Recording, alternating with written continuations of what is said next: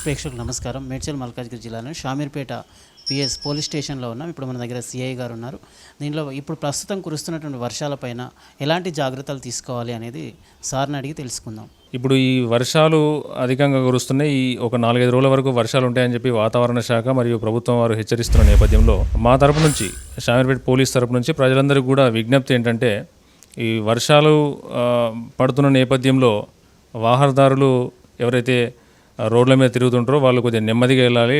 అంత వెట్ ఉంటుంది కాబట్టి స్కిడ్ అయిపోయి పడి ఇంజురీ అయ్యే అవకాశం ఉంటుంది. కాబట్టి వాహనదారులు జాగ్రత్తలు తీసుకోవాలి. ఎస్పెషల్లీ 2 వీలర్స్ ఎవరైతే యూజ్ చేస్తున్నారో వాళ్ళందరూ కూడా నెమ్మదిగా వెళ్ళడము, సడన్ బ్రేక్స్ కానీ అధిక వేగంతో వెళ్ళడం కానీ తగ్గించుకొని వెళ్తే ప్రమాదాల నుంచి బయటపడే అవకాశం ఉంటుంది.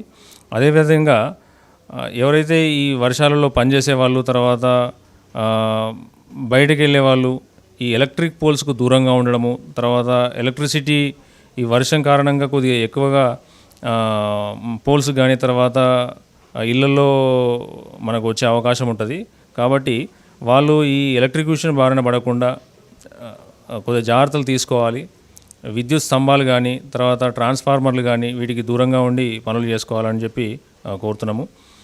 అదేవిధంగా వర్షాల కారణంగా వాగులు కానీ చెరువులు కానీ ఉధృతంగా ప్రవహించే అవకాశం ఉంటుంది. కాబట్టి వాటికి దూరంగా ఉండి ప్రజలు వారి యొక్క ప్రాణాలను రక్షించుకోవాలి. ఏదైనా ఎమర్జెన్సీస్ ఉన్నట్లయితే 100 డైల్కు కాల్ చేసి పోలీసు వారి సహాయాన్ని తీసుకోవాలని చెప్పి కోరుతా ఉన్నాం.